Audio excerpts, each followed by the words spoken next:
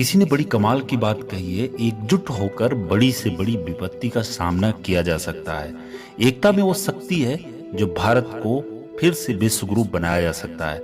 हाय दोस्तों, कैसे हो आप सब। मैं हूं विनोद मौर्य। हर बार की तरह इस बार भी मैं आप सबके लिए बहुत ही प्यारी स्टोरी लेकर आया हूं। यह स्टोरी है एकता के ऊपर। एकता में वो शक्ति है जो दुनिया को जीता जा सकता है। तो आइए सुनते हैं ये स्टोरी। एक बार हाथ की उंगलियों में बहस चल पड़ी।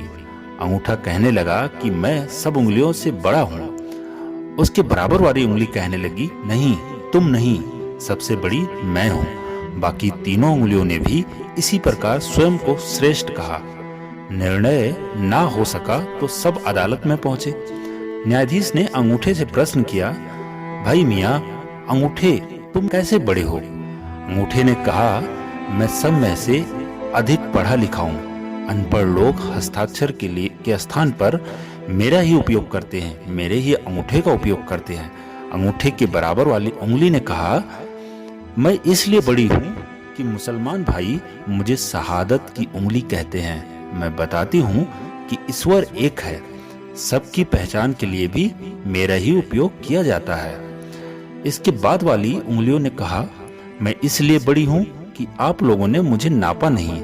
नाप कर तो देखो, लंबाई अर्थात कद में सबसे बड़ी मैं हूँ। चौथी उंगली ने कहा, मैं इसलिए बड़ी हूँ कि मेरी गर्दन में लोग सोने और चांदी, हीरे, जवाहरात की कीमती अंगूठियों को डालते हैं, इसलिए मैं सबसे श्रेष्ठ हूँ।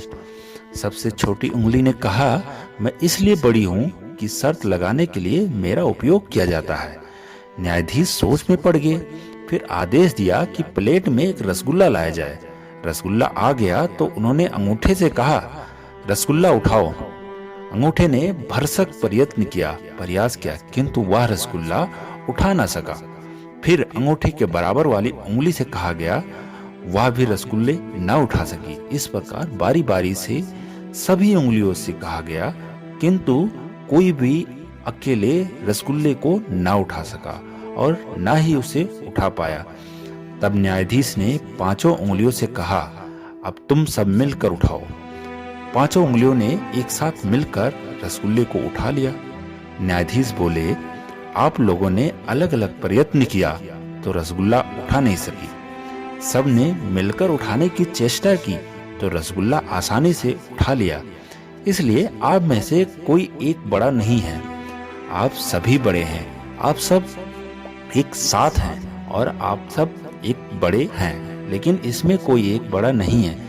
यह भी समझ ले, एकता से मिलजुल कर रहे कोई भी कठिन से कठिन परिश्रम को जीता जा सकता है। एकता में ही शक्ति है, इसलिए संगठन का महत्व है। सभी को एक दूसरे से जुड़ने का प्रयत्न और प्रयास करना चाहिए और सबके प्रति प्रेम और मैत्री का स्वभाव रखें। पंचशील और निःसरण पालन कर राष्ट्रहित में कार्य करें। आप सबके आर्थक प्रयास से ही हम पुनः भारत को विश्व गुरु बना सकते हैं। तो दोस्तों, ऐसे हम सब भी कहीं ना कहीं एक ऐसे एनवायरनमेंट से जुड़े होते हैं जहां हमारी संस्था, हमारा संगठन एक दूसरों के लिए काम करते हैं।